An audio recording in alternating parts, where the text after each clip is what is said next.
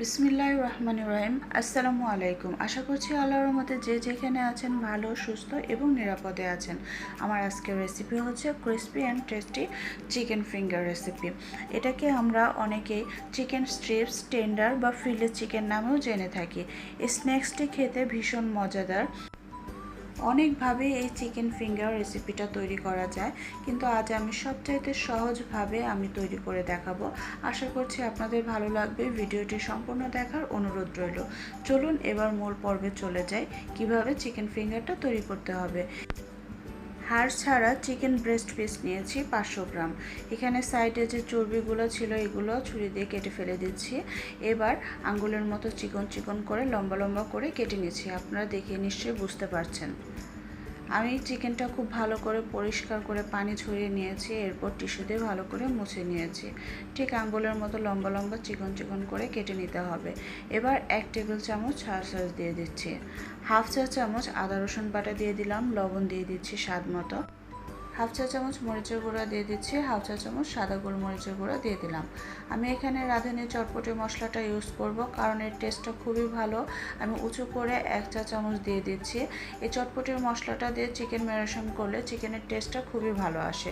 খুব ভালো করে মাখিয়ে 1 ঘন্টার জন্য ম্যারিনেশন করে রাখবো। 1 ঘন্টা পর নেড়ে চেড়ে চিকেনটা ভালো করে একটু মশলার সঙ্গে আবার ভালো করে একটু মিশিয়ে নিচ্ছি। এবার এখানে আমি 2টো ডিম নিয়েছি, সামান্য একটু লবণ দিয়ে খুব ভালো করে ফেটে নিলাম। ম্যারিনেশন করা চিকেনটা এবার কোটিং করে নেব। তার জন্য প্রথমে ময়দার মধ্যে এপাশ ওপাশ করে গড়িয়ে নিলাম এবং ঝাঁকি দিয়ে এক্সট্রা ময়দাটা ফেলে দিয়ে ডিমের মধ্যে ডুবিয়ে এবার ব্রেড ক্রামের মধ্যে গড়িয়ে নিচ্ছি। এপাশ ওপাশ করে চাপ দিয়ে ভালো করে ব্রেড ক্রামটা লাগিয়ে নিচ্ছি এবং ঝাঁকি দিয়ে এক্সট্রা ব্রেড ক্রাম ফেলে দিয়ে তুলে নিলাম।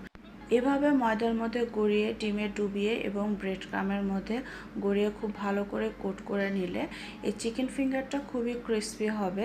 আপনারা দেখে নিশ্চয়ই বুঝতে পারছেন আমি কিভাবে এই চিকেন ফিঙ্গারের কোটিংটা করে নিচ্ছি। এভাবে করে সবগুলো আমি চিকেন ফিঙ্গার কোট করে নিলাম। এবার ফ্রোজেন করে রাখবো। যেহেতু এখানে অনেকগুলো চিকেন ফিঙ্গার হয়েছে, একটি বক্সের মধ্যে আমি কিছু চিকেন ফিঙ্গারগুলো তুলে রেখে দিচ্ছি। এগুলো জিপলক ব্যাগ বা ছোট ছোট পলিতেও রেখে দেওয়া যাবে। এগুলো ব্রেড ক্রাম দিয়ে কোটিং করার কারণে একটার সঙ্গে আরেকটা লেগে যাবে না, সো চিন্তার কোনো কারণ নাই। এটা ডিপ ফ্রিজে অন্ততপক্ষে 1.5 থেকে 2 মাস অনায়াসে সংরক্ষণ করা যাবে। এবার কিছু ভেজে দেখাচ্ছি। এর জন্য আমি ডুবো তেলে কিছু চিকেন ফিঙ্গারগুলো দিয়ে দিচ্ছি।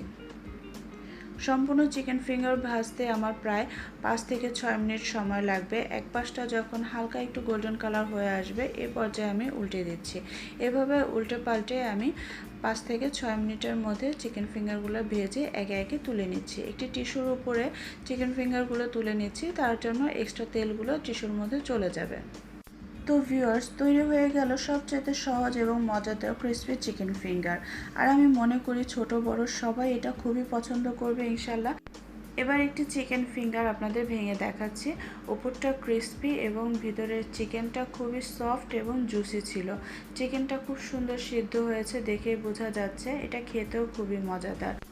একবার তৈরি করে খাবেন, আমার দৃঢ় বিশ্বাস আপনাদের ভালো লাগবে। এ ধরনের স্ন্যাক্স রেসিপি কিছু আমার চ্যানেলে দেয়া আছে, ডিসক্রিপশন বক্সে লিঙ্কগুলো দেয়া থাকবে। আমার অনুরোধ রইল এবার রমজানে একবার হলেও আমার রেসিপিগুলো ট্রাই করবেন। বাচ্চাদের টিফিনে, অতিথি আপ্যায়নে বা বিকেলে চায়ের সঙ্গে আমরা অনায়াসে এটা সার্ভ করতে পারি এবং সবাই ভীষণ পছন্দ করবে। আশা করছি আপনাদের সবার কাছে আমার আজকের এই রেসিপিটা ভালো লেগেছে। ভালো লাগলে আমার চ্যানেলটিকে সাবস্ক্রাইব করার অনুরোধ রইল এবং একটি লাইক দিবেন আর একটি সুন্দর কমেন্টস করে আমাকে উৎসাহিত করবেন। এতক্ষণ সাথে থাকার জন্য ধন্যবাদ। সবাই ভালো, সুস্থ এবং নিরাপদে থাকবেন। আমার জন্য দোয়া করবেন। আল্লাহ হাফেজ।